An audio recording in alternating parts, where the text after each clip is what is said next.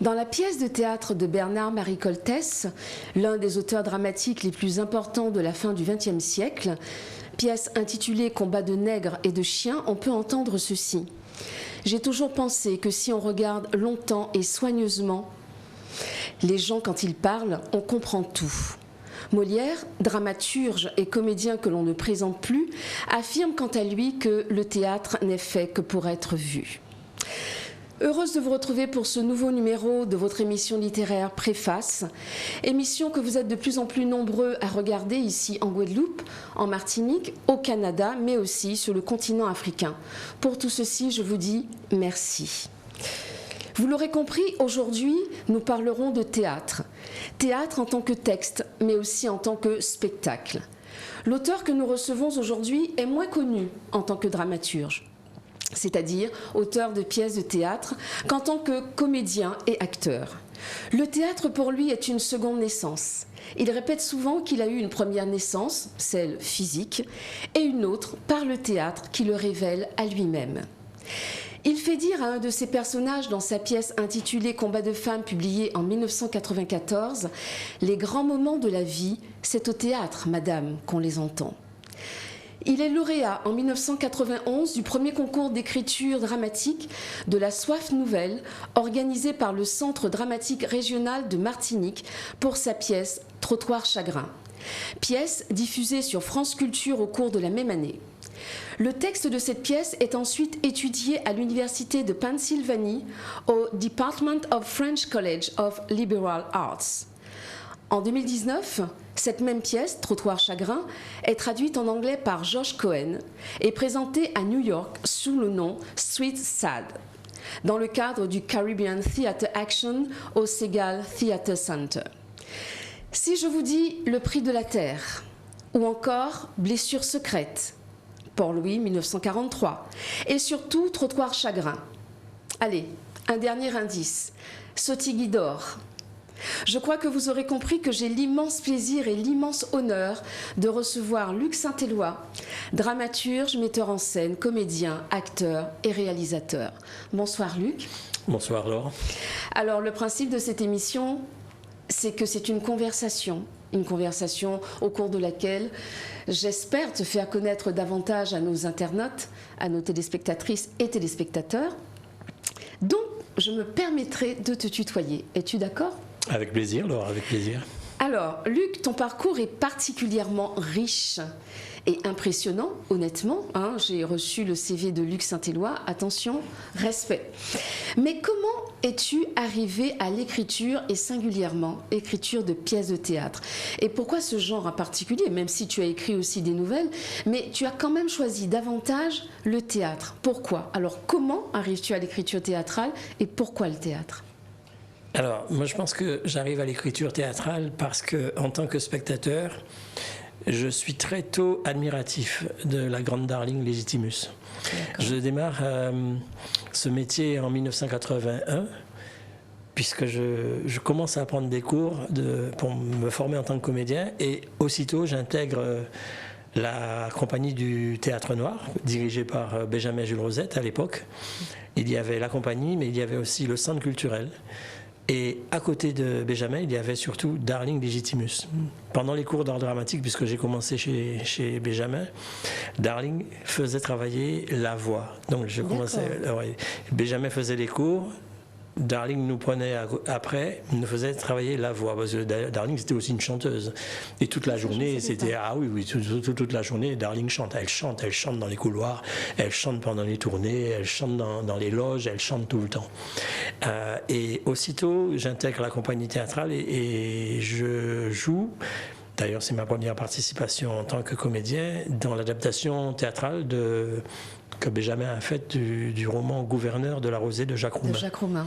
Et c'est une pièce magnifique, mais vraiment Et je me surprends à regarder Darling, alors que j'ai un petit rôle, hein, j'ai pas un grand rôle, mais en tout cas j'intègre une compagnie qui part déjà en tournée. Ma première tournée c'est au Canada, on fait toute la partie anglophone, toute la partie francophone, et j'ai toujours Darling dans ce rôle de Délira. Tous les jours c'était un numéro, pour moi c'était une école. Et je sais pas pourquoi, et j'ai tellement aimé cette pièce, mais j'ai surtout aimé Délira, Darling dans le rôle de Délira. La manière dont elle se tenait debout, la manière dont elle lançait ses répliques. J'entends encore les répliques de Darling. C'est pas des choses qu'on oublie, hein, surtout quand on est jeune comédien. Ou quand elle dit tout mon corps accouche la douleur moi-même. C'est des trucs, on a l'impression que sa carcasse résonne dans sa poitrine, résonne à travers sa voix, ses émotions. Et je me surprends à vouloir écrire pour Darling. Donc voilà, ça commence comme ça. Et après que la tournée se termine, on passe à d'autres pièces. Moi, je vais me former parce que bon, je fais mes débuts de formation de comédien avec Benjamin, mais après, je sens qu'il me manque quelque chose quand même. Et là, je vais m'inscrire au studio Charpentier dans le 17e à l'époque, où je vais faire 3 ans de formation de comédien. Mais parallèlement à ça, je découvre que finalement, dans ma pratique du théâtre avec, je le dis, avec les Blancs, puisque je décide d'aller au studio Charpentier. Le maître, c'est Luc Charpentier, peut-être parce qu'on a le même prénom. Luc, voilà. Exactement, oui. Et que du coup, j'aime bien sa méthode, on m'en avait parlé, j'aime bien sa relation au théâtre, j'aime bien la manière dont il forme les comédiens. Et finalement, je découvre que malgré tout, les camarades, des fois, quand on me propose de travailler tel ou tel texte, c'est que des pièces de dramaturges blancs. Je prends conscience que nous ne sommes pas si souvent servis dans les écoles d'art dramatique, mais c'est normal, ils connaissent rien de nous, ils connaissent pas notre histoire, ils connaissent pas notre répertoire théâtral, et je dis bon, mais si jamais je veux faire travailler Darling un jour, il faut que je lui écrive quelque chose, et c'est comme ça que j'arrive à l'écriture en voulant écrire pour Darling Legitimus, et je commence à chercher une pièce dans laquelle elle serait aussi une paysanne, parce qu'en fait, le gouverneur de la Rosée, c'est des paysans. Ce sont des paysans, oui. Voilà. En Haïti. Et je commence comme ça, et je me prends au jeu, et je me lance. Alors on va quand même rappeler que Darling Legitimus, c'est celle qui joue la grand-mère de José dans La rue Cazenègre, n'est-ce pas? Absolument. José Assam, et qui aussi est la grand-mère de Pascal Legitimus. Alors Darling, c'est la grand-mère de Pascal Legitimus, mais c'est aussi la mère de Théo. Ah oui, c'est vrai qu'on a tendance à oublier. Faut pas oublier que Théo est aussi comédien, et finalement, quand on part en tournée, ou que je commence à travailler avec la compagnie du Théâtre Noir, évidemment, il y a Théo aussi. Donc je travaille beaucoup aussi avec Théo. Ça a marqué mes premiers pas au théâtre, hein, puisque Benjamin, il est tellement occupé à diriger son centre culturel que souvent les anciens font travailler les nouveaux. Donc Benjamin, une fois qu'il t'a distribué, il t'a dit tu vas jouer tel personnage, on a fait une lecture autour de la table, après on se démerde, et en général, je travaille avec Darling, je travaille avec Théo, et, parce que c'est en général des reprises, hein. J'ai peut-être fait une création avec lui, c'est peut-être Monsieur Toussaint l'ouverture, voilà, que j'ai fait après en création, mais la plupart, Les Enfants de Zombies, c'était des reprises. Beaucoup de pièces de théâtre à l'époque, on avait déjà été créées il y a très longtemps, mais peut-être pas assez jouées, et Benjamin reprenait son répertoire. Donc j'ai eu le temps de retravailler avec Théo, de me familiariser avec Théo, donc finalement Darling chapeautait tout le monde en fait, tous les comédiens. Il fallait que quand on avait fini de jouer, même à table, Darling a fait. Une fois qu'elle t'a dit ça, elle a un petit truc à te dire. Tout à l'heure, quand on a joué, hier soir, quand on a joué, tu sais, la réplique, elle fait ça. Attention à ta tonalité. Donc elle corrigeait régulièrement après avoir joué. On avait toujours une petite correction. En tout cas, moi personnellement, j'avais toujours une petite correction avec Darling, mais des fois aussi avec Théo.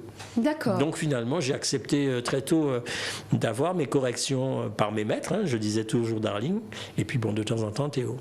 Mais tu disais que tu as fait donc 3 ans de formation avec au studio Charpentier, Luc Charpentier. Pendant cette formation, est-ce que on t'a proposé des rôles, de vrais rôles, dirais-je, ou pas du tout? Enfin, quand vous vous entraîniez. Non, j'ai eu à chaque fois des. Peut-être le plus intéressant, c'était, je sais plus, c'était L'homme dans la putain respectueuse de Jean-Paul Sartre. Mais il n'y avait rien d'intéressant. D'accord. Donc ça aussi, ça aide à prendre conscience, parce que tous tes camarades à l'époque, à cette période, on est dans les années 81, 82, 83, dans la classe où je suis, dans les cours en tout cas, quels que soient les cours, il n'y a pas de noir. Je suis à l'époque le seul noir. Donc on prend conscience aussi que forcément, les camarades, en général, on se choisit par affinité. Exact. Et puis des fois aussi on décèle le potentiel chez un tel, chez un tel, chez un tel. Donc on a envie de jouer avec. En général, on choisit toujours les meilleurs. Donc souvent, on venait me demander est-ce que tu ne veux pas me donner la réplique? Tu veux pas me donner la réplique? Donc je donnais la réplique à un tel, la réplique à un tel. Mais forcément, dans ce qui était proposé, il n'y avait rien. D'accord. J'amenais de temps en temps, et encore pas tant que ça, puisque il n'y avait pas un intérêt particulier. Donc du coup, tout ça, ça m'a formé. Oui, ça m'a formé, parce que ça vous aide à comprendre que si l'autre ne sait rien de votre répertoire, vous êtes aussi vous-même honteux, parce que j'ai appris tard mon répertoire. Je l'ai découvert très tard. Et je n'ai découvert le répertoire théâtral antilo-guyanais que lorsque j'ai commencé ma formation et mes cours, donc dans les années 81. Donc c'est très tard. Et en fait, c'est à l'époque où je découvre le théâtre. Donc je vais me former. Pendant que je me forme, je découvre tout ce qu'il y a de sensationnel, de riche dans ma culture, que je n'ai pas appris sur les bancs de l'école. Alors justement, pourquoi le genre théâtral? Pourquoi? Parce que peut-être que tu aurais pu choisir aussi d'écrire des romans, puisque tu t'es quand même essayé au genre de la nouvelle. Mais qu'est-ce que pour toi, l'écriture théâtrale t'apporte de particulier? Alors, moi je sais que le théâtre m'a vraiment fait un bien fou, puisque j'étais un jeune homme extrêmement introverti, très timide, et du coup j'ai découvert le théâtre par accident. Moi, j'y étais vraiment par accident, parce que bon, j'avais envie de remplir ma vie. J'avais fait une première vie et qui avait été un échec, donc je voulais recommencer 10 000 choses, et je voulais combler le vide. Et j'ai découvert vraiment, grâce à une amie qui m'avait donné un contact un jour, j'ai découvert le théâtre par hasard. Mais en découvrant le théâtre, je comprends aussi à quel point je suis coincé. Je suis timide, coincé, et je vois que les camarades... Pour moi, c'est une révolution, se parler de soi et commencer à apprendre du texte, dire du texte qu'on n'a pas écrit, mais avoir une force extraordinaire, épouser des caractères, des personnalités, en fait, sortir de soi. Et quand je prends mes cours de théâtre, j'apprends à m'épanouir, je comprends à quel point le théâtre m'aide à ouvrir plein de tiroirs qui sont fermés à clé et qui n'ont peut-être même pas été ouverts. Donc pour moi, et je le redis, comme tu l'as dit en présentant l'émission, j'arrive au monde avec ma formation théâtrale. Parce que ma première vie dans ma cellule familiale, je suis issu d'une famille de 7 enfants.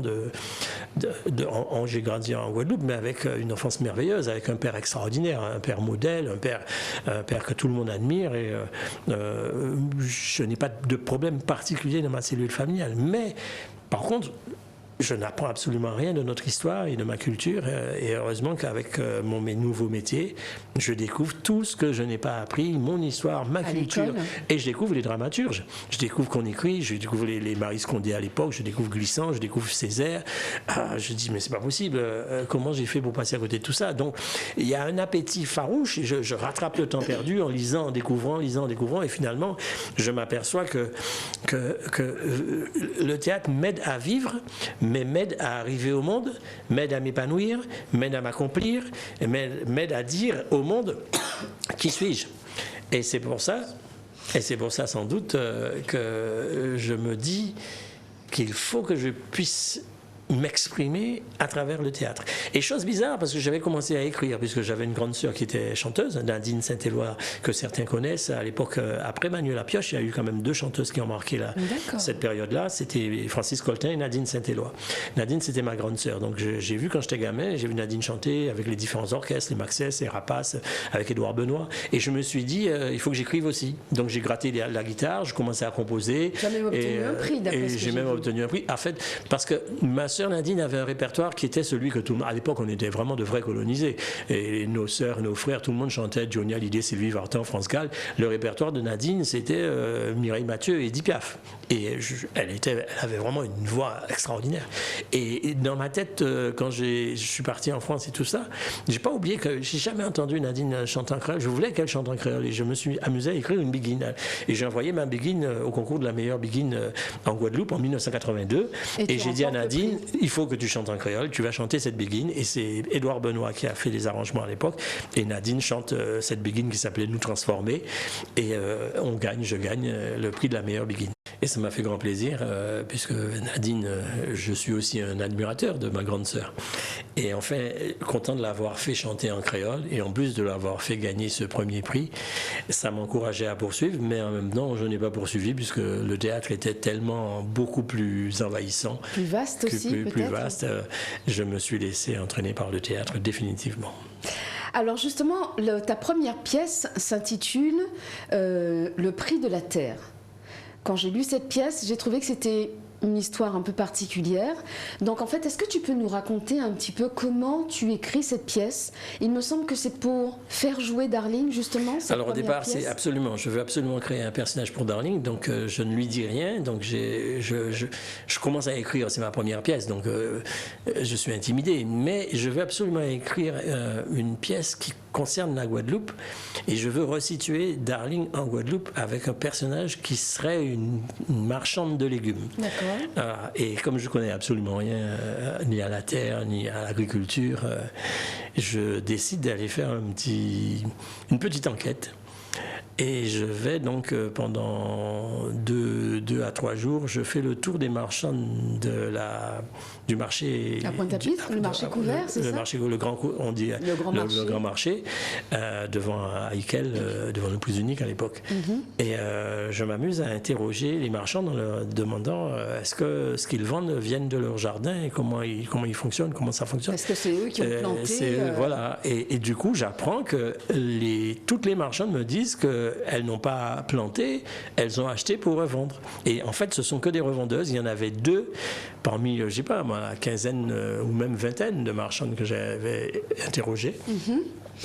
Elles me disent, elles n'ont pas planté ni quoi que ce soit, elles n'ont pas récolté, et qu'elles ont été achetées pour revendre. Et j'en trouve 2 seulement, et qui me disent... mais petite à maman, hein, moi c'est Daniel en est en moins, et puis elle m'explique que c'est trop difficile parce que là ça n'en rapporte pas. Donc finalement il n'y a aucun intérêt pour la terre, et j'imagine maintenant une famille, je me dis, et si vraiment on vendait toutes les terres en Guadeloupe, il n'y aurait plus aucune terre pour nourrir les Guadeloupéens. Et je m'amuse à imaginer une cellule familiale avec un jeune qui serait un petit peu le révolté contre les générations d'hier, et le père qui... J'ai cru une histoire où le père vient de vivre une attaque. Aujourd'hui, on dit AVC. À l'époque, on disait, on m'a dit qu'on fait une attaque. Et il s'en sort après un mois d'hospitalisation, mais il est paralysé d'un bras. Donc, il est devenu chiant, emmerdant. Il emmerde sa femme, il donne des ordres, il passe son temps à donner des ordres parce qu'il est assis dans son fauteuil, donc il ne peut plus rien faire. Son impuissance se traduit par quelque chose de très désagréable. Il est insupportable avec sa famille, avec ses enfants, avec son épouse.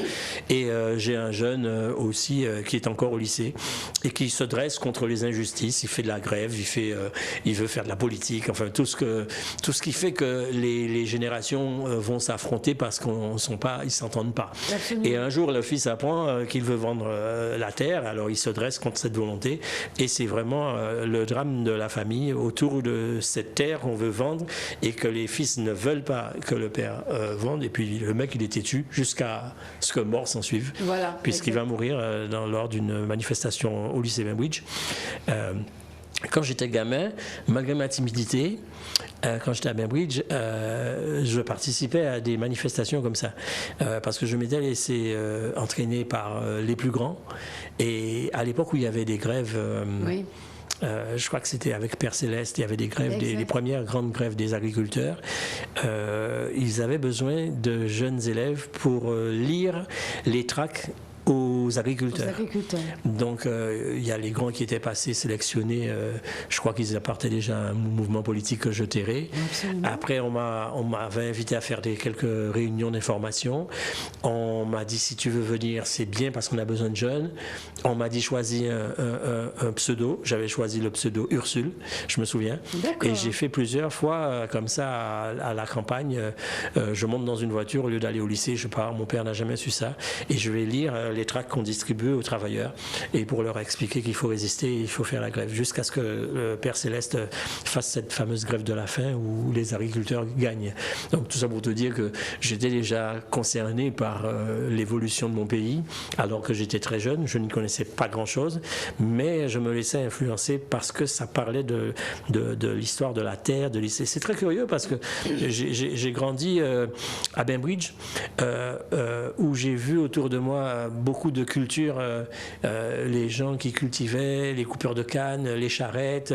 Et mon père qui était infirmier, je l'accompagnais parce qu'il allait faire des piqûres un peu partout dans toutes les familles, d'ailleurs bénévolement, gratuitement, parce que la plupart c'était la grande misère.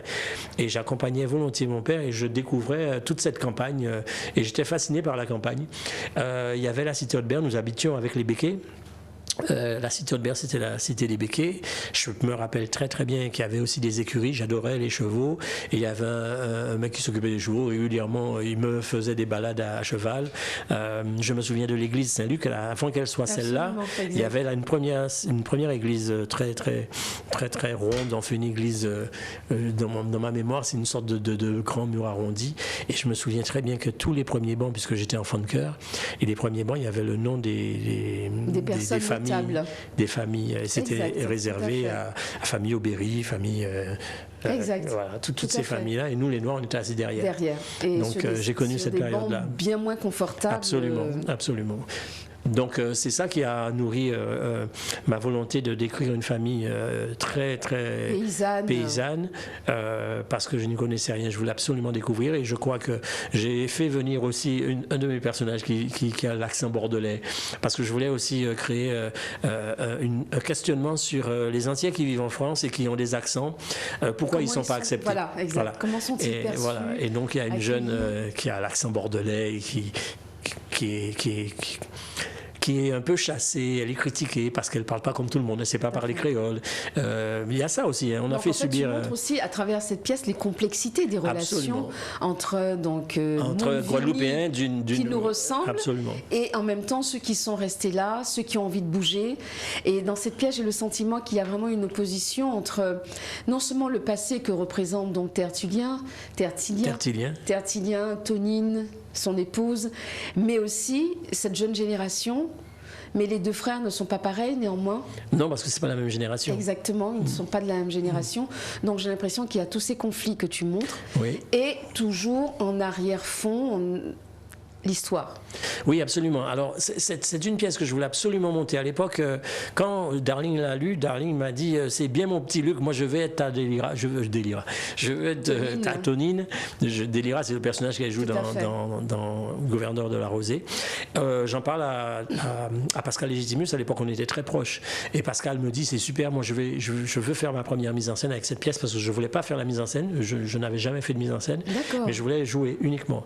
Et j'ai dit à Pascal « Si tu fais la mise en scène, pas de problème, moi je joue. » Et comme Darling est OK, donc Pascal avait déjà fait sa maquette, avait déjà fait des démarches, et c'est ainsi que j'ai quand même envoyé cette pièce au premier concours d'écriture.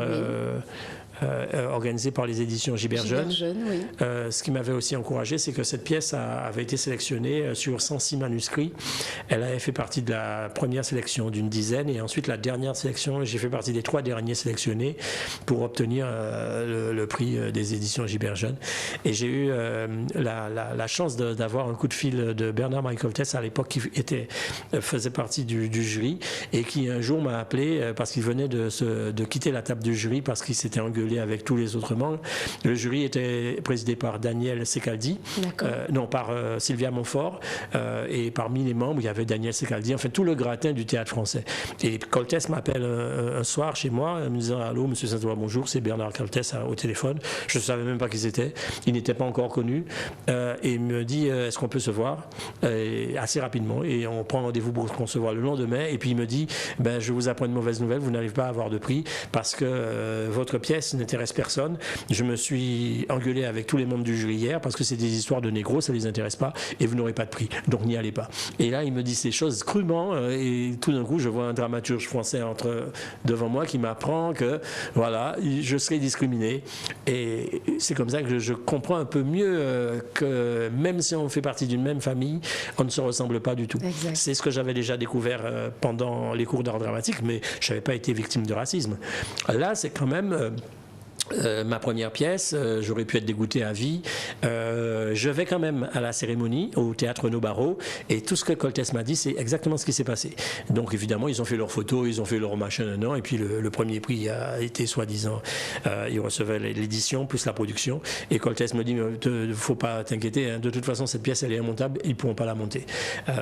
Par contre, Coltès m'encourage à poursuivre mon écriture et me dit, tu as un univers qui est très particulier que moi j'ai découvert, il faut que tu continues d'écrire, quoi qu'on te dise, quel que soit ce que tu reçois comme reproche, reste dans ton monde, écris, je vais jusqu'au bout de ta folie et ne renonce jamais à ce que tu veux écrire sur ton papier.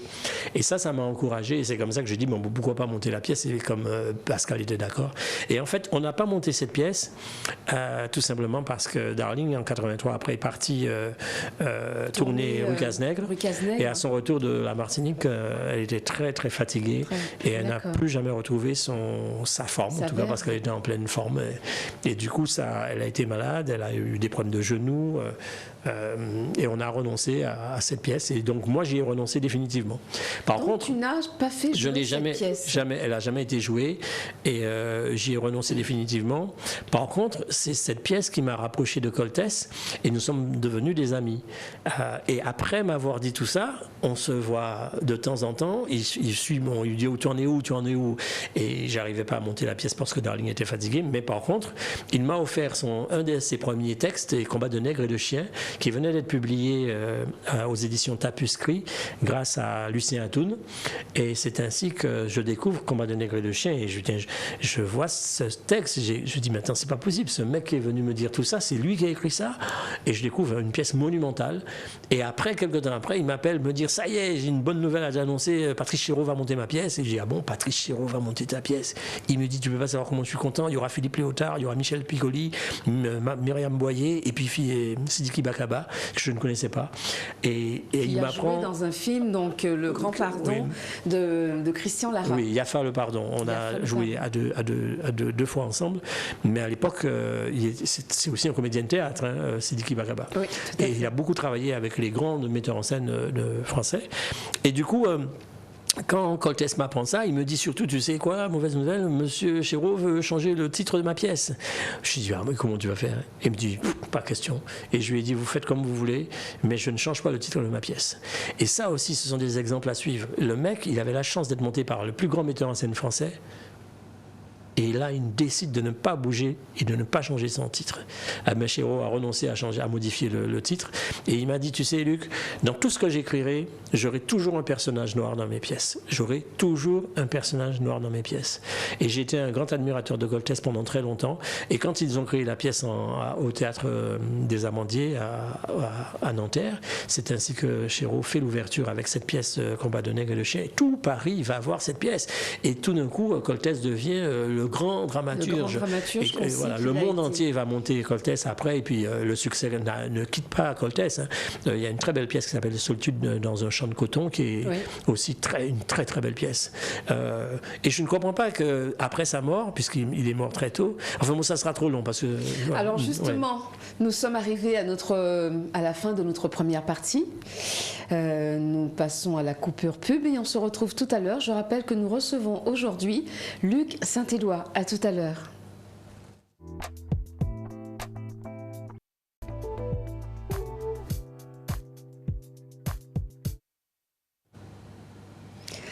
Alors nous retrouvons Luc Saint-Éloi pour la deuxième partie de cette émission et nous allons continuer à interroger, comme je vous le disais, le dramaturge, parce que je rappelle que Luc est l'auteur de plusieurs pièces.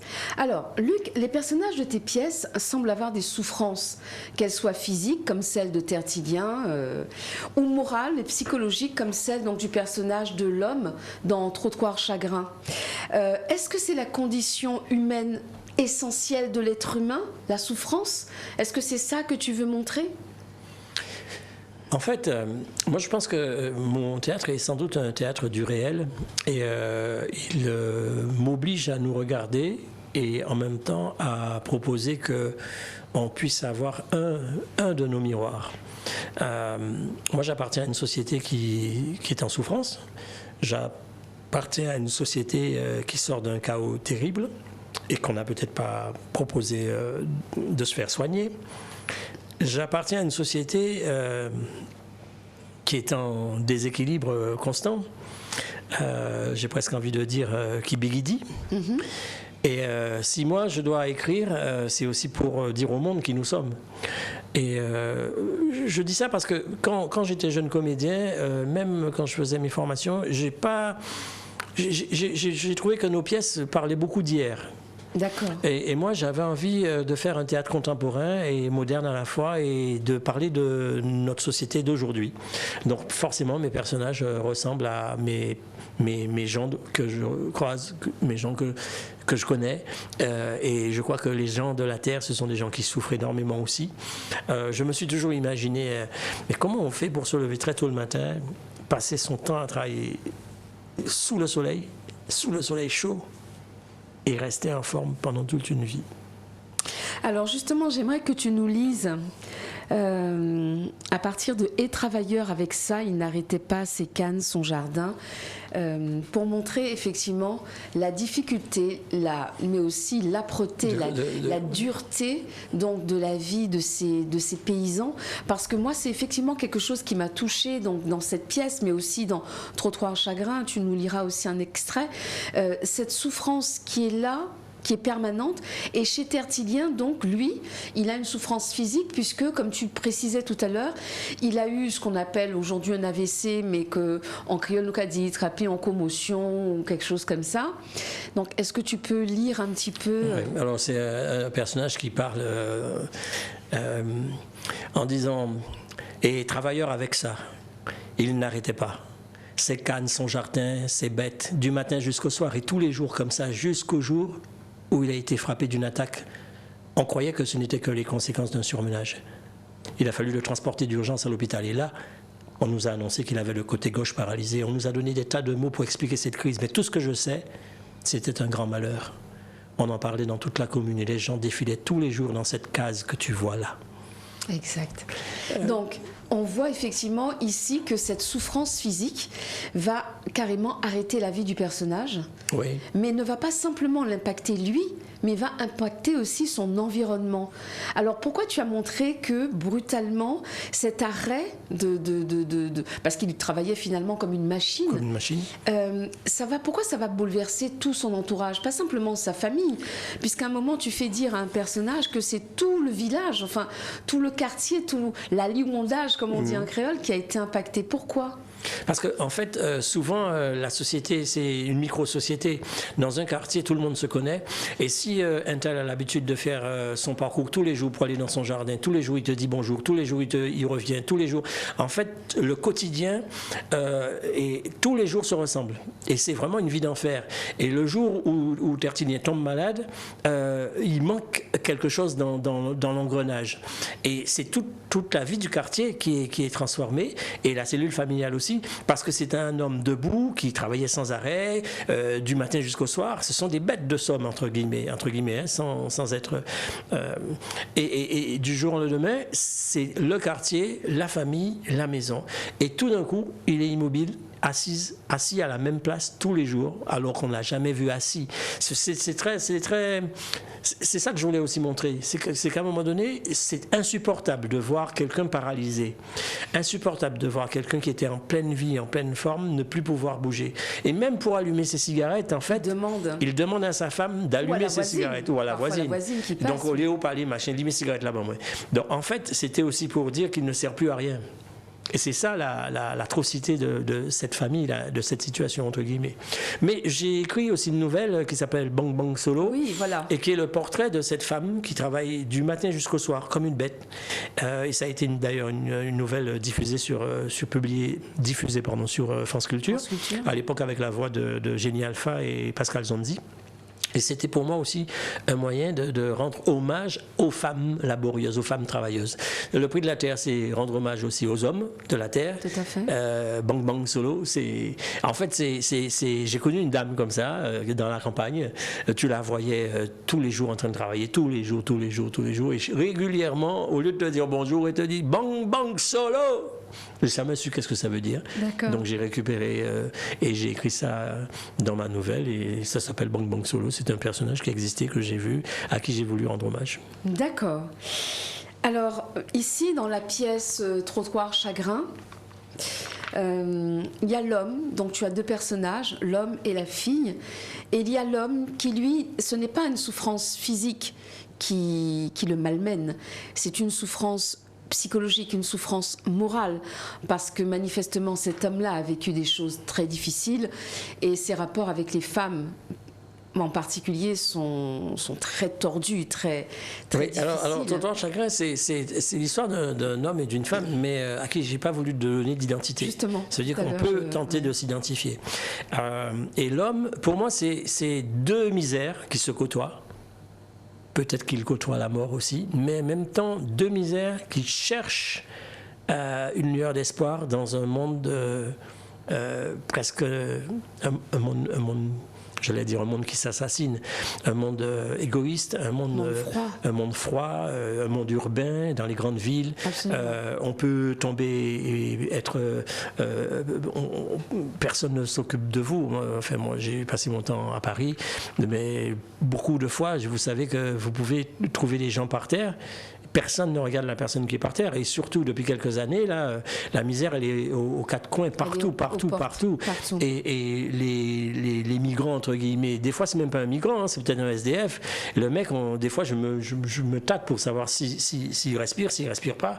Mais régulièrement, il y a des gens par terre qui sont endormis ou évanouis ou morts. Tout à fait. Ou morts. Et on vit ça actuellement à Paris. Donc ça, cette pièce, dans les années 92, 90... et j'avais vraiment eu envie d'écrire un très beau personnage féminin surtout. Et je peux raconter très rapidement, oui, parce qu'on a parlé de Coltès. En fait, après que je comprends l'étendue du talent de Coltès, et son répertoire, toutes les pièces de Coltès sont des pièces extraordinaires. À chaque fois, je disais à Bernard, tu sais, après chaque représentation, si les gens partaient avec ton texte, je suis sûr qu'on deviendrait meilleur. Tellement il faut lire du Coltès. Et j'avais envie pas de faire la même chose, mais forcément, pour moi, ça m'inspire. Et j'ai voulu une fois faire une surprise à Coltès parce que j'avais fait, sans rien dire à Bernard-Marie Coltès, j'ai fait l'adaptation de toutes ces pièces et j'ai imaginé un personnage féminin qui mourait. C'est-à-dire que j'avais travaillé sur une bande son, on entend un crissement de pneus, un corps qui tombe sur le pavé, et la voix off qui dit ce que vous allez voir se déroule en 5 secondes. Et je voulais raconter en 5 secondes ce que la mémoire du personnage féminin ramène en 5 secondes. Et c'était pour moi les plus grandes étapes de sa vie. Et j'avais choisi des morceaux de Coltès, de toutes ces pièces. Une fois que j'ai terminé ça, j'ai fait lire à la comédienne avec laquelle je travaillais à l'époque, c'était Mylène Wagram. On a fait un exercice comme ça en mise en lecture très rapide pour voir si ça fonctionnait bien. Et après, j'ai dit, je vais l'envoyer à Coltès. Donc, j'ai appelé Bernard-Marie Coltès à plusieurs reprises au téléphone. Impossible de l'avoir. Je l'appelle, impossible de l'avoir. Après, je lui ai envoyé un courrier pour lui dire, écoute, j'aimerais bien te faire lire quelque chose. J'ai besoin de te demander l'autorisation de monter tes pièces à travers un personnage. Est-ce que tu me donnerais l'autorisation? Je lui marque ça et pas de nouvelles. En général, j'ai toujours des nouvelles. Mais c'est vrai qu'il faisait beaucoup de déplacements. Il était monté partout dans le monde. Mais dans cette adaptation-là, j'avais mis un court texte de Nicolas Guillen. Un court poème de Nicolas Guillen qui dit « Le vent a ses oiseaux, la mer a son écume ». Et c'est vraiment un court texte. Et puis un jour, je suis à la maison, n'ayant pas eu de nouvelles de Coltès, j'écoute le journal et j'entends les obsèques de Bernard-Marie Coltès ont eu lieu... Et là, j'apprends que Coltès était mort. Le lendemain, je prends mon téléphone, j'appelle son éditeur, je dis, mais comment ça se fait? J'entends la mort de Coltès, c'est une blague ou pas? On me dit, oui, Coltès est mort parce qu'il avait le sida, enfin bon. Et du coup, je laisse un petit peu le temps passer et j'envoie la demande d'autorisation à son éditeur, aux éditions de Minuit, et là on me dit il faut que vous vous adressiez à ses ayants droit. C'était son frère François Coltès, et évidemment quand il a reçu ma demande il l'a refusé parce qu'il m'a dit soit on monte Coltès une pièce mais on ne tronçonne pas son œuvre. Donc je pense qu'il a pensé que je voulais exploiter sa mort pour évidemment parce que ça existe. Il connaissait pas notre amitié, donc j'ai laissé tomber. Et donc un peu plus tard j'ai un ami qui s'appelle Bruno Béat. J'avais fait la lecture avec Mylène et devant Bruno pour lui demander ce qu'il en pensait. Il avait trouvé ça formidable. Et quelques temps après, plusieurs mois après, mais Bruno me dit mais pourquoi tu continues de foutre ça? T'as qu'à écrire la pièce. Écris la pièce pour Mylène. Mylène, elle attend. Et donc ça m'avait tellement refroidi que j'avais renoncé à Trottoir Chagrin. Mais le titre avait déjà été trouvé.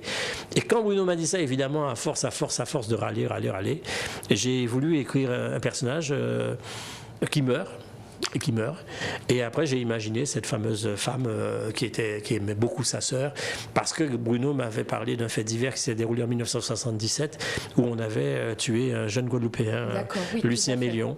Lucien Mélion qui avait été assassiné par des vigiles, donc un crime raciste.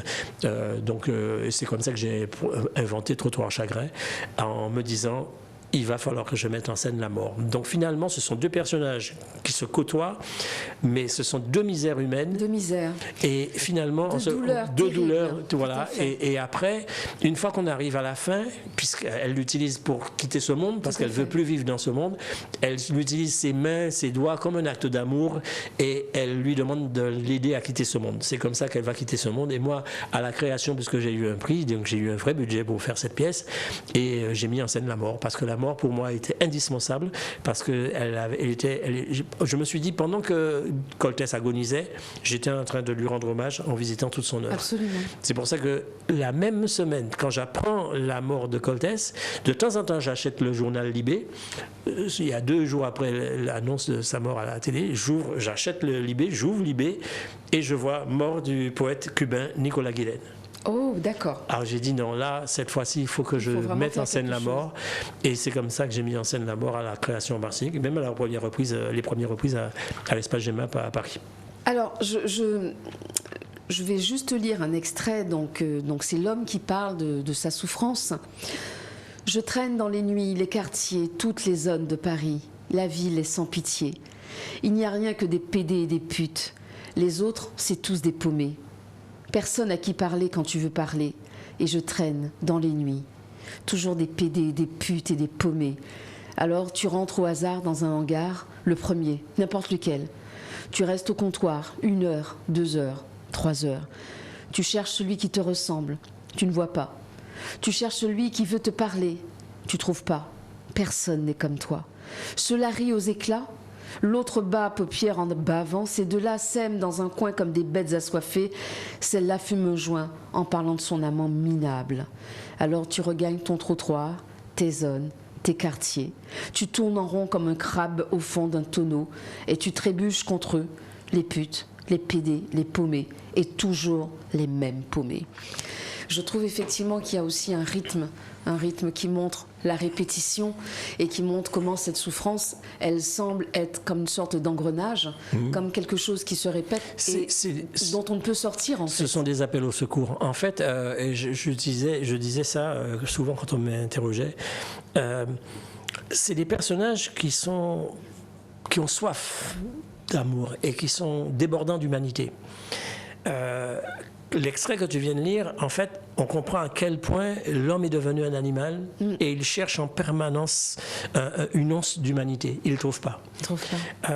Après, je l'ai utilisé comme un tueur de femmes parce que, soi-disant, il ne veut pas voir les femmes noires sur le trottoir. Trop de petites sœurs sur le trottoir. Il le dit, certainement. Trop, c'est trop. Et en fait, il veut faire justice. Mais souvent, je disais, mais peut-être qu'il s'invente un passé.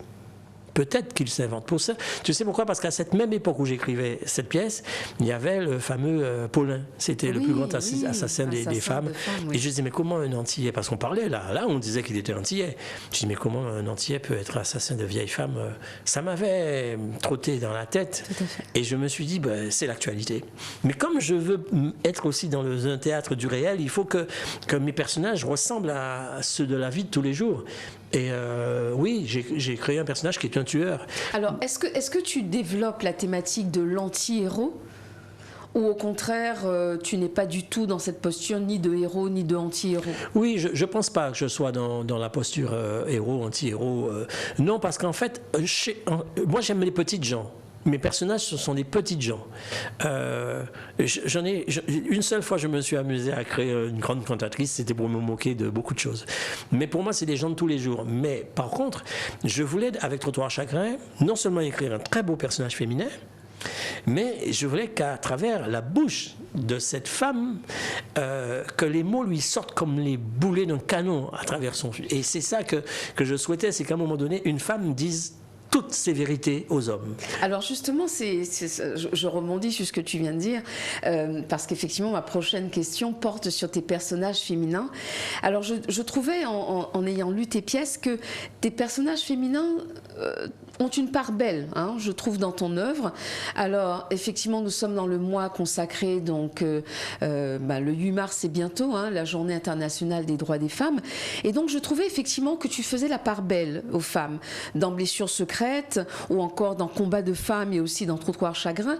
On observe que tes personnages féminins prennent les choses en main, même si effectivement elles sont frappées par des choses douloureuses, mais elles prennent... C'est l'impression que j'ai de leur destin. Quel genre de femme tu essaies de montrer à travers tes pièces? Alors, il y a déjà mon premier constat, c'est que aussi se rendre compte que dans le répertoire antillo-guyanais, il n'y a pas beaucoup de personnages féminins. Ça a été mon premier constat. Il y va aussi, autre chose, c'est que quand j'ai commencé en tant que jeune comédien, j'ai été très tôt mise en scène par des femmes. Donc la première fois que j'ai été mise en scène par une femme, c'était une américaine, Linda Dingle. Okay. C'était une chorégraphe américaine qui montait l'histoire des frères Jackson avec Angela Davis et tout ça. Et je jouais Jonathan Jackson. Donc la maîtrise de cette dame metteuse en scène qui m'a mise en scène, ça m'a marqué. Après, je crée ma compagnie avec Marilyn Ampigny, qui est aussi une femme, et c'est elle qui me donne mon premier rôle principal dans le rôle de Carmen. On avait transposé Carmen aux Antilles, oui. Voilà, ça s'appelait Carmen la Matador. Je joue le rôle de José, et ma Carmen, c'est l'élève de Christiane Pierre, qui était la première cantatrice noire. Et tout ça pour te dire que à ce moment-là, je constate qu'il y a des metteuses en scène que je découvre, qui ont du talent, qui sont exigeants. Et en même temps, je découvre que dans le répertoire théâtral antillo-guyanais, il n'y a pas de femmes. Il n'y en a pas, pratiquement. Ni chez Césaire, et à la limite chez Glissant, on a Madame Louverture. Oui. Voilà. Et du coup, je me dis, si je me mets à écrire, il vaut mieux que j'écrive pour celles qui n'ont pas de poste et qui n'ont pas de rôle. Et je me promets à chaque fois, si j'ai la chance d'écrire et de porter en scène une création, j'essaie d'écrire de très beaux rôles féminins. Et moi, le rôle de la femme, celle que je veux défendre, que je veux créer, ce sont des femmes fortes, des femmes de caractère, des femmes qui ont aussi des mots à dire, des choses à dire au monde. Et moi, mon personnage femme, je voulais que toutes les femmes puissent dire ce que mon personnage féminin dise. D'accord. Okay. Si bien que quand j'ai eu mon prix en Martinique, comme ils m'ont expliqué après quand ils ont dévoilé les noms des auteurs, tous les membres de ce jury-là étaient persuadés que c'était une femme qui avait écrit ça. D'accord. Et ça, c'est ma plus belle récompense. J'ai pu écrire comme une femme, ça veut dire que je me suis mis à 100% à la place d'une femme pour écrire les mots que cette femme dit. Et quand je suis dans la salle, à l'époque, surtout à la création, j'étais dans la salle, puisque je fais que la mise en scène, et j'entendais les réactions des mecs, c'était extraordinaire. Ils faisaient des gros qui... Tu sais, ils se sentent mal à l'aise, alors ça bouge dans tous les sens, ça bouge. Et puis, parce que la femme dit à quel point... je ne sais pas si tu vas lire un extrait. Il y aura un extrait tout à l'heure, voilà. Oui, tout à fait. Donc ces femmes-là, elles étaient tellement contentes d'entendre ces dénonciations. Et c'est ça qui m'importe, moi, quand je crée des personnages, c'est qu'au moins que les femmes aient de très beaux personnages à défendre et à interpréter, tellement ça nous manque. Donc c'est pour ça que je dis, en général, je travaille pour les femmes et je suis femme, quelque part, quand j'écris. Oh, c'est magnifique. Alors, là, je vais lire un extrait donc de Blessures secrètes, Port-Louis 1943, à la page 27. Donc c'est Josélita d'abord qui prend la parole. D'après moi, il faut tout comprendre. Marie-France qui répond, mais faut nous saper aussi. C'est la première fois nous qu'a baille la voix devant moun. Donc tout le monde va essayer avec les deux langues. France-Lise. Merci Marie-France. On fera comme on pourra. Et point final. Point final, bâton maréchal. Chantal, on peut même le faire en plusieurs langues, hein. Tout le monde sursaute. On peut même le faire en espagnol ou en anglais, nous c'est Moun Caraïbe, non? Ou bien en langue indien, langue assyrien et libanais. France-Lise, bon, allez, madame, mademoiselle, monsieur, jeunes gens, les enfants, l'assemblée, d'accord, il y a plusieurs morceaux de mémoire, mais il y a une seule langue, c'est la langue universelle de la vérité, et c'est la plus difficile. Nous ferons ce que nous pourrons ensemble. Avec votre permission, nous allons commencer par un petit morceau de Port-Louis la romantique. Ah, Port-Louis la romantique. Donc, j'ai trouvé qu'à travers donc, ces échanges entre femmes, il y a donc le verbe qui est martelé. Ce ne sont pas des femmes qui essaient d'être des enchanteresses ou des séductrices. J'ai l'impression que c'est au contraire des femmes qui exigent d'être reconnues en tant qu'humaines, en tant que faisant partie de l'humanité. Est-ce que c'est bien cela? Absolument, ce sont des femmes actives et à aucun moment je vais mettre en scène des passives parce que c'est comme une sorte de revanche à prendre dans ce monde-là où on leur a pas laissé beaucoup de place. C'est pas du cinéma que je dis, hein. Je suis en train de dire mon parcours, c'est ça, mon vœu, c'est ça. Et faire en sorte que, à travers notre théâtre qui est aussi un miroir dans lequel on se voit, on puisse se poser des questions. Il faut qu'on puisse reconnaître nos maladresses, nos défauts. Il faut qu'on puisse à la fois aussi se faire un procès, nous en tant qu'hommes, qui avons maîtrisé tout, enfin, entre guillemets, oui, nos femmes, entre guillemets, de l'époque. Donc aujourd'hui, c'est plus évident de voir que les femmes s'occupent d'elles-mêmes, vont travailler. On voit qu'est-ce que ça provoque dans les cellules familiales. On voit que, vous savez que maintenant, depuis quelques années, même depuis 15 ans, quand une femme veut partir alors que le mec ne veut pas la laisser partir, elle part quand même, ça finit par le drame. Vous savez que les mecs, ils tuent leurs femmes. Ah, malheureusement, et ça, c'est d'une violence inouïe. Donc à un moment donné, il faut que les femmes puissent avoir le courage de regarder yeux dans yeux celui qu'elles peuvent affronter et qu'elles vont affronter sans peur, et c'est ça que je veux, qu'à un moment donné nos femmes nous fascinent, et quand elles sont sur scène, c'est des modèles de comportement à épouser. J'aimerais que tu nous lises jusqu'à à peu près vide. Je veux dire, c'est pas un monologue, mais cette longue tirade de La Fille dans Trottoir Chagrin. Alors, dans Trottoir Chagrin, j'aime bien. Alors, tu ne m'as pas préparé, donc c'est complètement improvisé. Hein. Tu me regardes et tu te dis pourquoi. Pourquoi, hein? Et pourquoi pas, Coco? Je suis une pute, et alors? Je suis comme je suis. Rassure-toi, je ne suis pas née pute. Aucune femme n'est faite pour ça, on le devient. Et moi, j'en suis une vraie, avec mes fesses comme seul fonds de commerce et un bel avenir dans l'univers de Lucifer, parce que je n'ai pas respecté la morale du petit Jésus. Est-ce ma faute si je suis née négresse dans une île où l'air a des odeurs de pas de boulot, avec des hommes qui ne pensent qu'au bas-ventre des femmes, et des femmes qui le leur louent pour un plat d'haricots rouges et de queue de cochon? Est-ce ma faute si moi, fruit de plat d'haricots rouges et de queue de cochon, j'ai dû quitter mon ciel pour m'embarquer dans cette vie sans papa, sans maman, avec mon sac plein de vide? Je te remercie, Luc. Donc effectivement, tes personnages sont entiers, que ce soit les femmes, que ce soit les hommes. Tu n'as pas effectivement des personnages qui sont là pour faire semblant, n'est-ce pas? Mais là, je pense que cette pièce, par exemple, j'ai vraiment voulu, j'avais presque envie de dire heurter. J'ai vraiment voulu heurter l'opinion. Parce que c'est une pièce qui dénonce le racisme. Hein. Absolument. C'est une pièce qui dit à quel point, quand elle revit, elle fait revivre... Il y a beaucoup de thèmes à aborder dans cette pièce. Hein. Il y a le passé, où j'explique à l'école où le maître faisait la pluie et le beau temps. Hein, oui. Chez nos parents de l'époque, le maître était capable de tout, parce que l'école aussi était l'instrument du système colonial. Absolument. Et d'assimilation. Et donc, quand elle fait son flashback, elle nous ramène à une époque précise de notre histoire, de nos sociétés. Et c'est pour ça que j'ai voulu heurter à la fois, parce que cette femme, je la voulais tellement libre dans son corps, dans sa tête, c'est qu'à un moment donné, pour moi, elle devait aborder tous les sujets. Et c'est ce qu'elle fait. Mais surtout, le comportement masculin. Et après, quand elle vient elle fait revivre l'assassinat de son jeune frère, oui. Ou pour elle, on l'a tué parce qu'il était noir, ou parce qu'il vivait dans un pays où la couleur excite l'énergumène comme le rouge provoque le taureau. Et ça, c'est des répliques qui font dire à quel point le racisme est meurtrier. Et on le voit encore aujourd'hui. Et qu'à un moment donné, on peut mourir uniquement parce qu'on a la peau noire dans un grand pays des droits de l'homme. On ne le dit pas suffisamment. On ne veut pas qu'on le dise. Absolument. Or, c'est ce qui se déroule régulièrement. Je vois ce qui se passe en ce moment avec la guerre en Ukraine.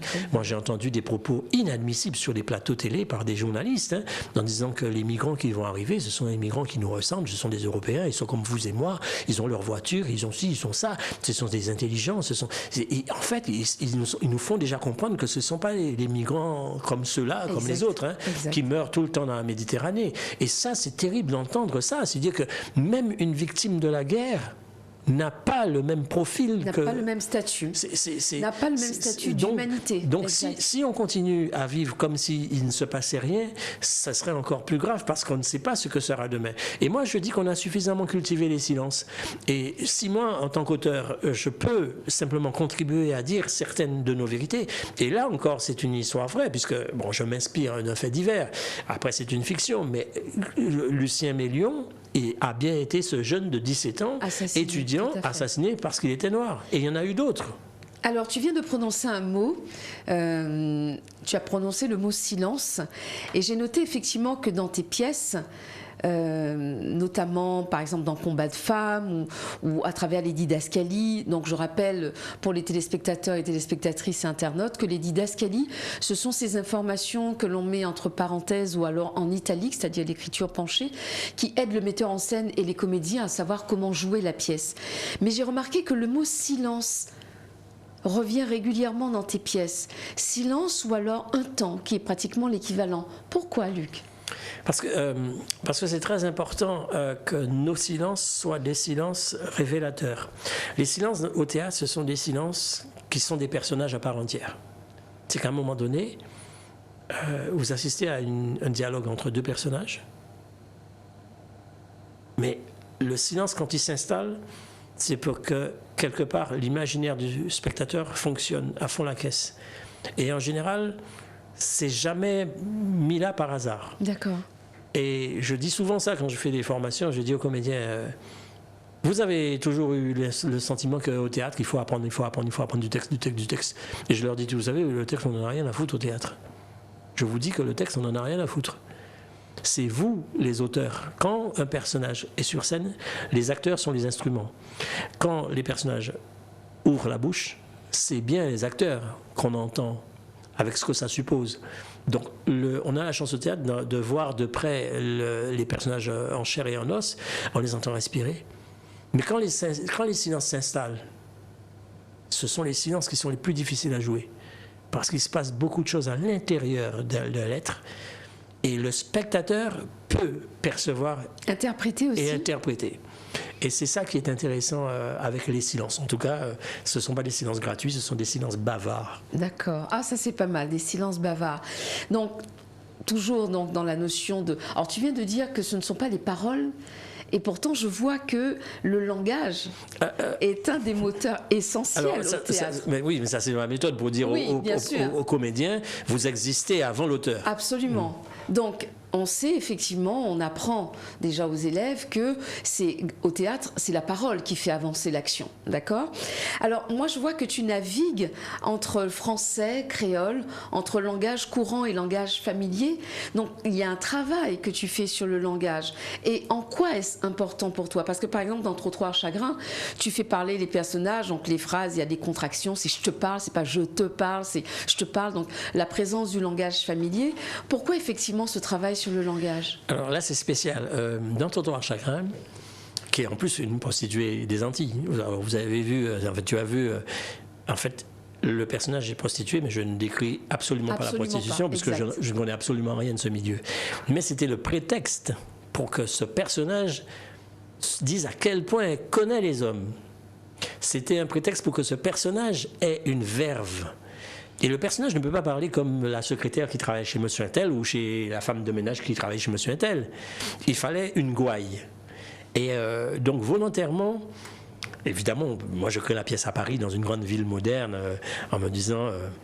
il y a quelque chose qui déteint sur nous. C'est très important quand même, parce que on croit que partager la vie des autres... ça ne nous indiffère pas, ça peut laisser des traces. Vous savez que si on ne fait pas gaffe, on oublie d'où on vient. Et moi je connais quelques Antillais qui ne savent même plus parler créole, soi-disant. Mais ça veut dire qu'ils entretiennent l'oubli, ils entretiennent. C'est-à-dire qu'à un moment donné, qu'est-ce qui se passe dans nos têtes pour qu'on puisse oublier à ce point que nous venons de tel endroit, que nous ne savons plus parler créole. Mais comment c'est possible? Or, j'en connais. Pourquoi il ne parle pas parler créole encore? C'est vrai. Donc, quelque part, il y a quelque chose qui n'a pas bien marché ou qui a trop bien marché dans le formatage du colonisé.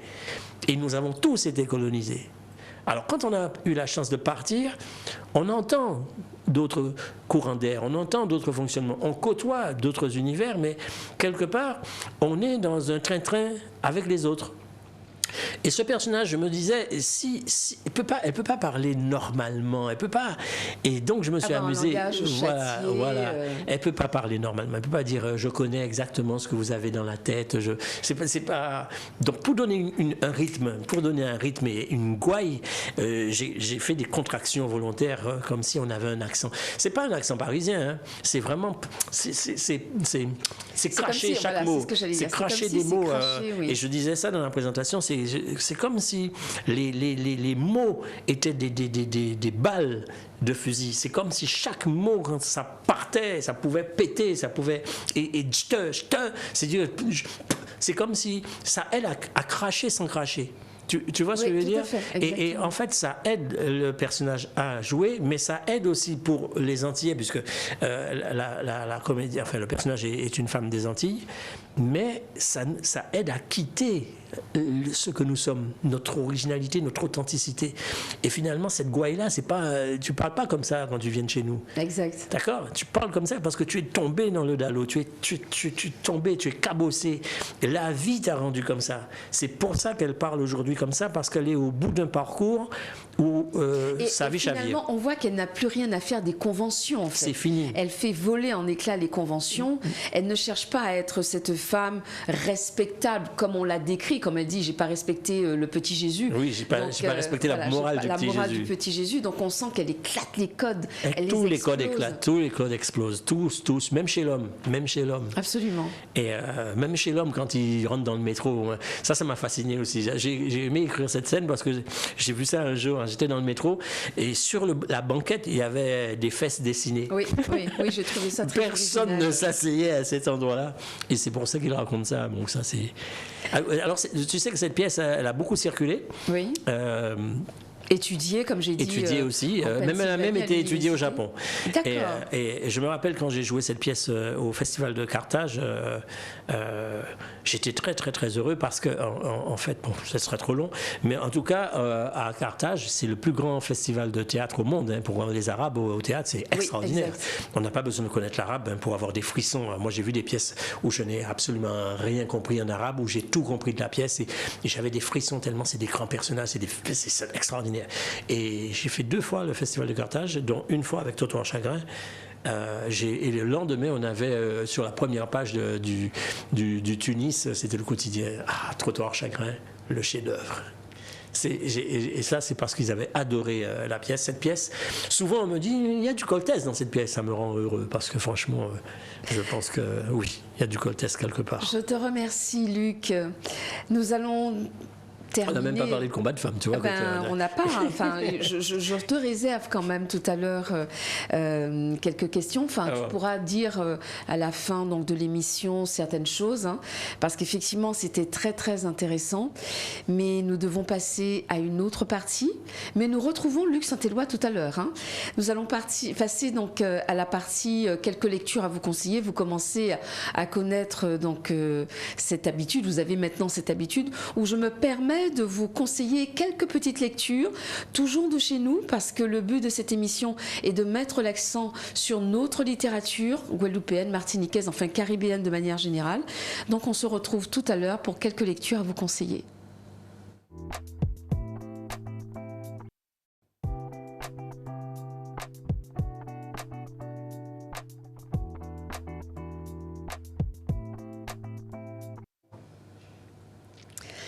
Donc nous nous retrouvons pour quelques lectures à vous conseiller. Alors tout d'abord aux éditions Negmaron. Karukira, les légendes de Kaya. C'est un roman écrit par M.K. Gira. Karukira à l'époque de l'esclavage, alors que les Évalos, redoutables propriétaires, font régner la terreur sur l'archipel depuis leur habitation maudite, une jeune guerrière métisse nommée Kaya se lance dans une quête désespérée. Elle souhaite redonner la vie à une amie récemment décédée, Oyama, persuadée que celle-ci détient la clé qui permettra d'abolir la servitude. Au cours de ses aventures dans les terres sauvages de Karukira, Kaya croisera des esprits, des monstres et des hommes.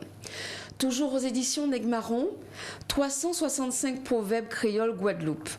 365 proverbes, traduction, explication de proverbes d'Afrique, édition bilingue créole, guadeloupéen français, paru le 1er septembre 2021. Donc c'est une anthologie écrite donc par Didier Manette. Le proverbe peut faire rire, sourire, surprendre, étonner, toucher, blesser. On peut même parfois pleurer, mais l'objectif de nos gangans était bien de nous enrichir. Aux éditions Nestor maintenant, Le grand cri prophétique contre l'arrogance du temps, livre de poésie philosophique et prophétique écrit par Georges Meyer. À travers son ouvrage Le grand cri prophétique et contre l'arrogance du temps, le lecteur accordera sans doute toute l'attention que mérite le message que Joby veut faire entendre. Toujours aux éditions donc Nestor, Parole pour Guidonner de Benjamin Moïse Dibanzo, je crois qu'on ne présente plus. Quand yo ka dit parole à vieux moun pas qu'à senti yo toujours neuf. C'est avec un pile plaisir moi inventé 143 ti d'histoire pour que ça fait moun rentrer en an à ces proverbes là et pour découvrir sagesse yo ke porté bon nous.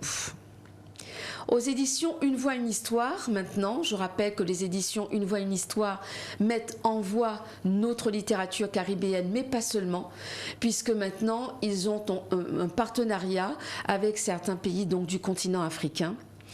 Donc, La poule et le serpent, conte de l'arbre à palabres, épisode 4, de Alexia Djengue, lu par Beauvoir Kongmenek.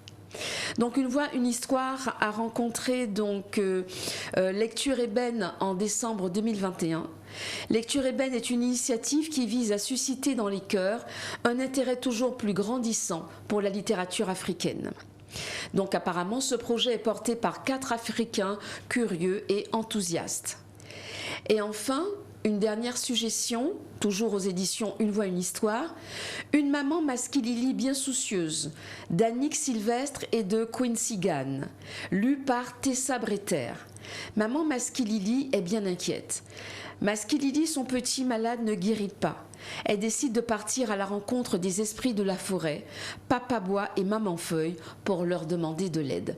Voilà, c'était tout pour ces quelques lectures que je pourrais vous conseiller. Maintenant, on va passer à la minute de la lectrice et du lecteur. Je rappelle que vous pouvez envoyer donc vos vidéos dans lesquelles vous parlez d'une œuvre qui vous a plu à l'adresse mail suivante lauretarer@gmail.com.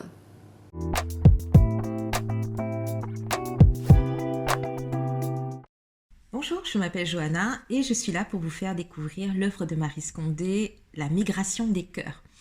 La migration des cœurs est un roman qui est riche en intertextualité et qui invite à l'ailleurs tout en restant ancré dans un environnement que nous connaissons. Dans ce roman, d'abord, elle évoque les paysages de Grande Terre, elle évoque les paysages de Basse Terre et nous replonge dans un univers qui est familier. Elle a réussi pour moi à supplanter dans mon cœur l'œuvre originale d'Émilie Brontë, Les Hauts de Hurlevent, puisqu'il s'agit, comme je vous le disais un peu plus haut, d'une réécriture des Hauts de Hurlevent, d'une transposition du mour, donc la langue en français, que Maryse Condé exile dans dans des paysages de grande terre, en pleine grande terre. La migration des cœurs, c'est aussi un roman d'éducation, c'est un roman de voyage, c'est de parcours initiatique, de cheminement. On suit en fait le cheminement du personnage principal, selon moi, qui est Razier. Razier qu'un béquet déchu a trouvé un jour de cyclone et adopté comme animal de compagnie pour sa fille et son fils. Razier s'éprend, un peu plus tard dans le roman, Razier s'éprend éperdument donc, de Cathy, et les deux amants sont séparés à cause de différences irréconciliables de classe sociale, de background et de temps inapproprié dans le cas de Razier. Il faut dire aussi que ces deux-là avaient été élevés comme des frères et sœurs, mais pas tout à fait quand même, puisque Razier avait une origine incertaine. Et donc, pour le père adoptif de Razier, il était inconcevable d'imaginer une union entre Cathy et Razier. Donc Razier part s'exiler ailleurs pour échapper aux souvenirs de cette femme, cette jeune fille qu'il aime. Il revient avec une mission en tête. D'accord. Razier fait office de anti-héros dans ce roman. Il est d'abord considéré comme une victime puisqu'il subit les mauvais traitements de son beau-père et devient assez rapidement bourreau. L'hubris de ce personnage réside dans le fait que Razier a un immense ego et une volonté de briller à tout prix. Il est guidé par son désir insatiable de vengeance. Et tout comme son homologue Heathcliff dans Les Hauts de Hurlevent, il devient, à mesure que l'on connaît son histoire, que l'on se plonge dans son histoire, il devient complètement incontrôlable. Et c'est bien souvent que j'ai voulu arrêter Razier, lui donner 2 chocs pour le ramener à la raison. C'est vraiment un personnage auquel on s'attache, vraiment. Et il devient le roman. Il vit au-delà du roman.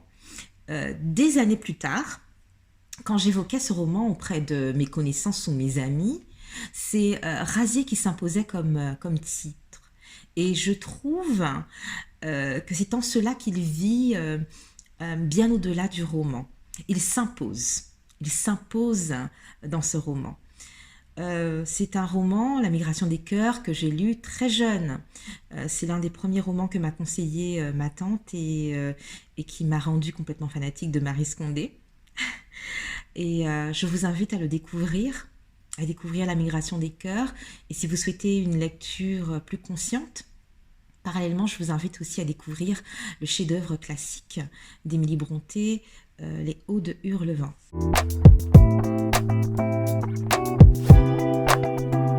Maintenant, une autre rubrique que vous connaissez maintenant, donc, puisque ça va être le 4e volet, les conseils d'écriture donc, de Corinne Dossat, cette autrice ou auteur, on dit les deux, auteure, que nous avons reçue au cours de notre première émission. Donc à travers ce 4e module, elle vous donnera de nouveaux conseils pour vous guider, vous aider à continuer à écrire, en tout cas pour tous ceux qui veulent se lancer dans cette belle aventure de l'écriture.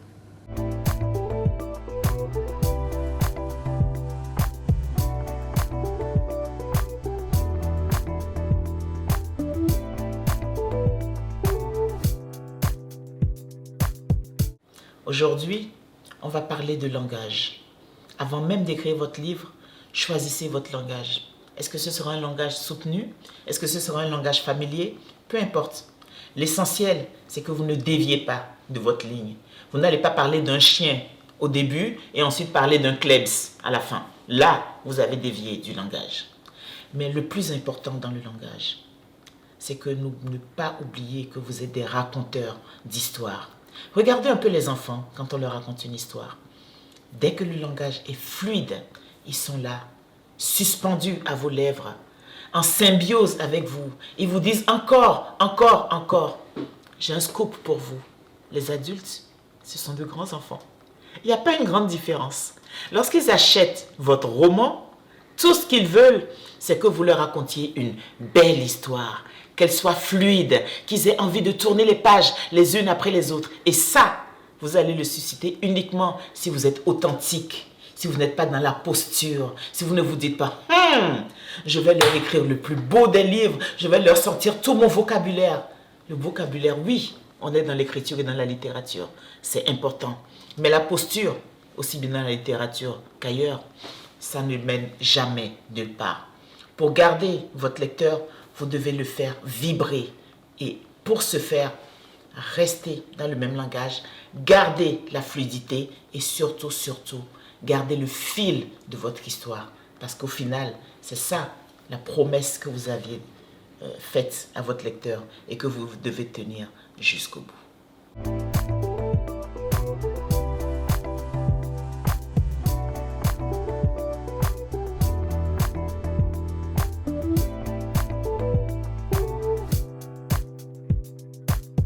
Maintenant, passons à une rubrique que vous aimez particulièrement, la rubrique d'Alix. Une page se tourne, silence ça tourne, dans laquelle elle va vous parler d'un ouvrage qui a été adapté à l'écran. À tout à l'heure.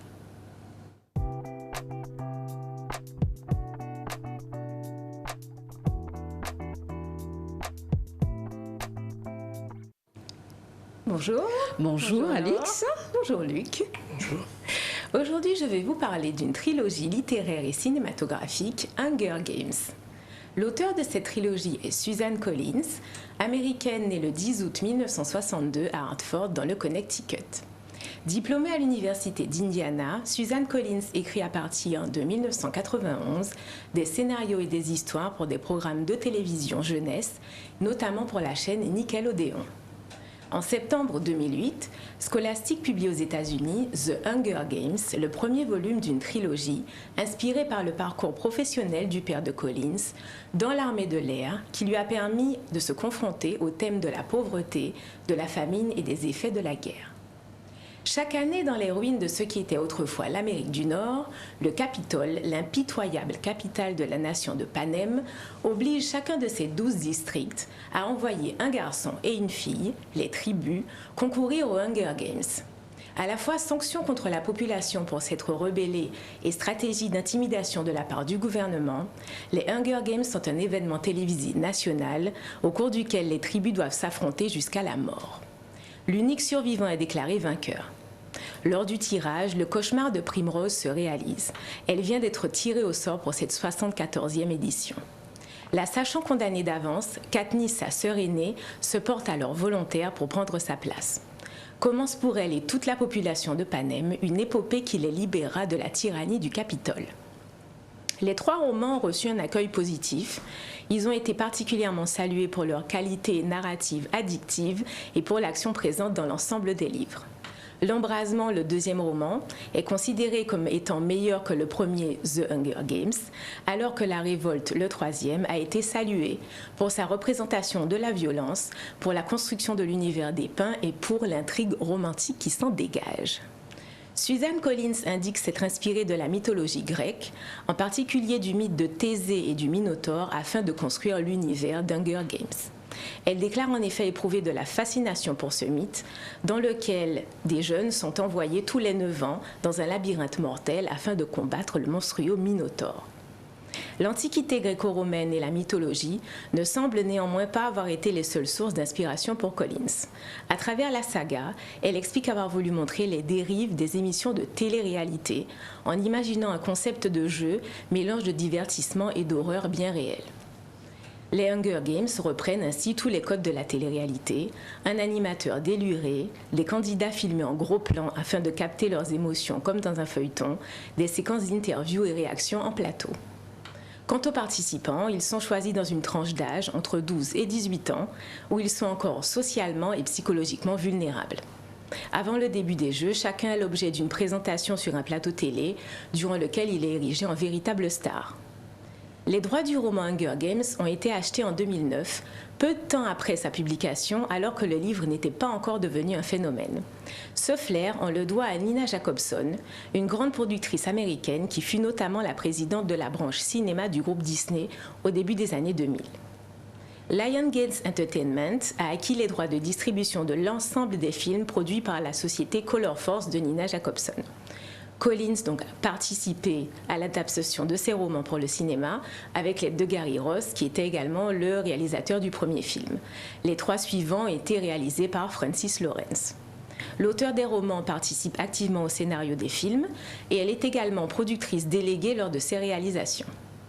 Au casting, on retrouve Jennifer Lawrence, Josh Hutcherson, Liam Hemsworth, Woody Harrelson, Elizabeth Banks et Lenny Kravitz, entre autres. Comme à l'accoutumée pour les adaptations, quelques différences apparaissent entre les livres et les films, ça c'est habituel. Les romans comprenant plus de 500 pages chacun, certains personnages secondaires sont moins évoqués et ils sont obligés de découper le 3e livre en 2 parties. Donc le dernier livre, il y a partie 1 et 2 pour les films. Le physique des acteurs principaux n'est pas non plus très fidèle au roman, ils sont quand même plus séduisants que leur description et ont l'air mieux nourris. L'acteur Liam Hemsworth, qui joue le rôle de Gale, a reçu un conseil de son frère, le célèbre acteur Chris Hemsworth. Mon frère m'a envoyé un texto avant le début du tournage. Il m'a dit de perdre du poids. Il disait « Ton film s'appelle The Hunger Games, les jeux de la faim, pas The Eating Games, les jeux de la nourriture ». Quand il s'est lancé dans l'adaptation de Hunger Games, le réalisateur Gary Ross savait qu'il ne pourrait pas plaire à tout le monde. Un film déçoit toujours en partie les fans du livre. Mais il ne s'attendait certainement pas à ce que certains se mettent à critiquer le casting pour des raisons raciales. De nombreuses personnes ont en effet exprimé leur mécontentement face à ce qu'ils considèrent comme une trahison du roman. 3 des personnages créés par Suzanne Collins, Sina, Rue et Tresh, sont incarnés à l'écran par des acteurs afro-américains, respectivement Lenny Kravitz, Amanda Stenbergs et Dayo Okeyini. C'est en particulier la figure de Rue, une petite fille adorable protégée par Katniss, qui suscite les réactions les plus violentes. Pourquoi Rue est-elle noire ? Je ne vais pas mentir, ça m'a un peu gâché le film. J'étais impatient de voir Hunger Games jusqu'à ce que j'apprenne qu'une fille noire jouait Rue et écrive 2 fans sur Twitter, tandis qu'un 3e évoque l'expérience bizarre qu'il a vécue en découvrant que Rue n'était pas la petite fille blonde et innocente qui s'était figurée. Rue est noire, je ne regarde pas. Vous pouvez penser que je suis raciste, mais quand j'ai découvert que Rue était noire, sa mort était moins triste. Autant de propos qui n'ont pas manqué de choquer. Plusieurs journalistes américains ont dénoncé le phénomène et un blog, Hunger Games Tweets, s'est fait un devoir de répertorier ces tweets pour exposer ceux qui osent se désigner comme fans d'Hunger Games alors qu'ils n'ont absolument rien compris au livre. Le fait est que ces fans clairement racistes, à l'esprit étriqué, évoquent à tort le roman pour défendre leur position. Contrairement à ce qu'ils affirment, l'origine des acteurs choisis pour jouer Rue, Tresh et Sina n'est pas du tout en contradiction avec l'histoire imaginée par Suzanne Collins. Rue et Tresh sont en effet décrits comme ayant une peau et des yeux très foncés. Quant à Sina, l'auteur ne précise rien à ce sujet. Le film ne partit absolument pas de cette polémique et connaît un très important succès commercial, rapportant 700 millions de dollars au box-office mondial, dont 400 millions aux États-Unis et au Canada. Hunger Games est globalement bien reçu par la critique, qui apprécie le personnage de Katniss, une héroïne moderne qui prend les armes et va au combat défendre ce qu'elle pense être juste.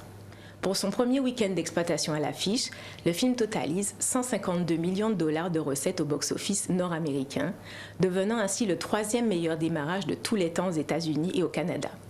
En 10 jours, il avait comptabilisé près de 250 millions de dollars de recettes. Un film préquel d'Hunger Games est actuellement en préparation.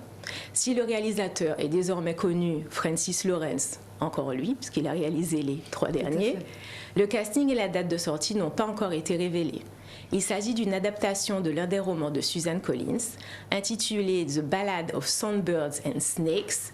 Dans cet ouvrage, on suit le parcours du jeune Snow, Donald Sutherland dans la trilogie. Donc l'histoire se passe 64 ans avant les événements qui se sont produits dans Hunger Games.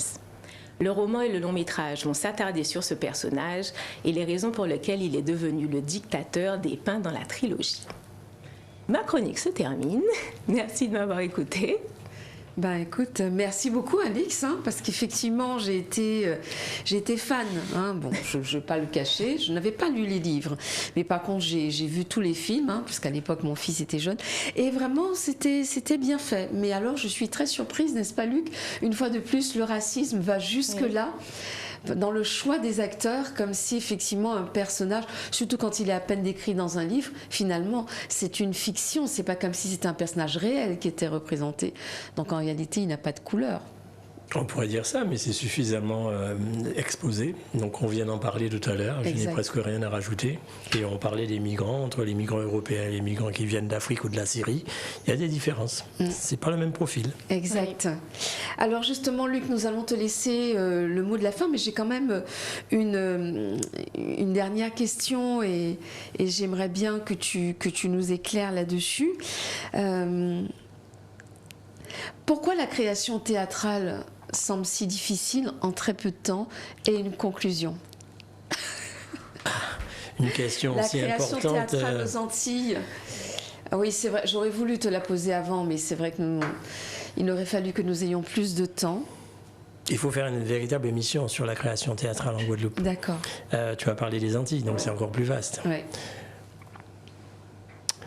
Je ne peux pas répondre à cette question si rapidement, mais en tout cas, moi je pense qu'il faut en prendre conscience. Il y a je crois, plusieurs notions ou plusieurs regards de nos métiers. Il serait temps qu'on ait ensemble une même notion de nos métiers. Le théâtre, c'est un métier. Et chez nous, en général, malheureusement, il se pratique beaucoup en amateur.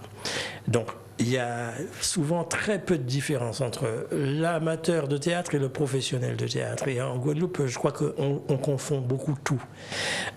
Il serait temps de se dire qu'on peut être amateur, il n'y a pas de problème, parce que le théâtre est indispensable à l'accomplissement de soi, à l'épanouissement de l'individu. Au contraire, je pense qu'il faudrait pratiquer, tout le monde devrait pratiquer le théâtre dès l'élémentaire. D'accord. Mais à partir du moment où on parle du théâtre en tant que professionnel, il serait temps de se dire qu'à un moment donné, on doit se poser les questions de nos conditions de création.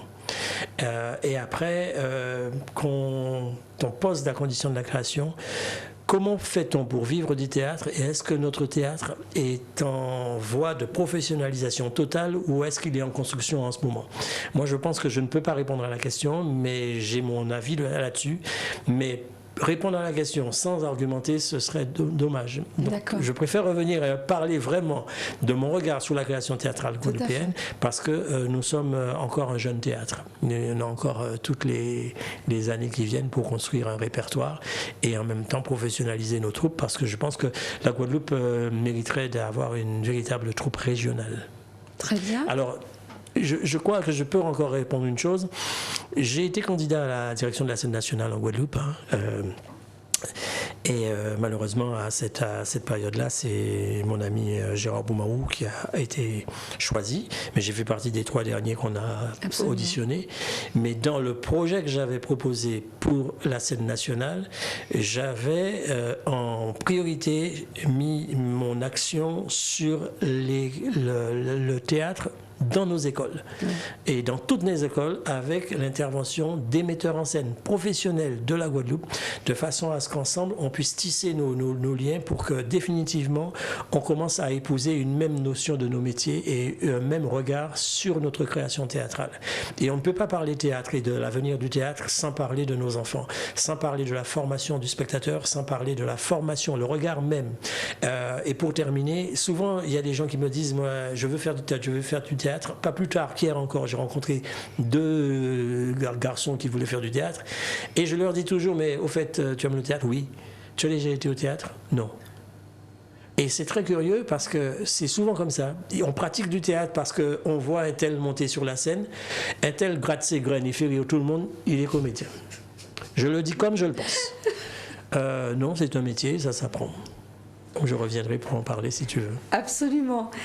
Alors Luc, j'aimerais donc rappeler, alors on n'a pas eu le temps de parler, enfin je suis passée rapidement là-dessus, Combat de femmes, que je recommande vivement, notamment parce que bientôt c'est le 8 mars, la journée internationale des droits des femmes, et cette pièce est vraiment admirable parce qu'elle met en scène donc 3 femmes, 2 sœurs qui vont se découvrir sœurs. Parce qu'elles ne le savaient pas, elles sont amantes, elles vont découvrir qu'elles sont sœurs et elles vont chercher à retrouver leur mère qui... et à se venger peut-être. Et peut-être se venger. Blessure secrète, Port-Louis 1943, qui rappelle les événements de Port-Louis. Une pièce où effectivement qui là encore donne la part belle aux femmes, parce qu'elles sont quand même majoritaires dans cette œuvre-là. Trottoir chagrin, pièce pour laquelle tu as eu donc un prix, mais surtout qui a été jouée en 2019 aux États-Unis, à New York, puisqu'elle a été donc traduite, comme je l'ai dit dans l'introduction, en anglais. Qui devrait être publiée cette année à New York sous le titre Street Ad. D'accord, et donc, comme Luc vient de vous le dire, qui va être publiée donc cette année en anglais. Et cette toute première pièce, Le prix de la terre. Alors, Luc, est-ce qu'on trouve tes œuvres? Est-ce qu'on arrive à les... Alors, il y a plus de...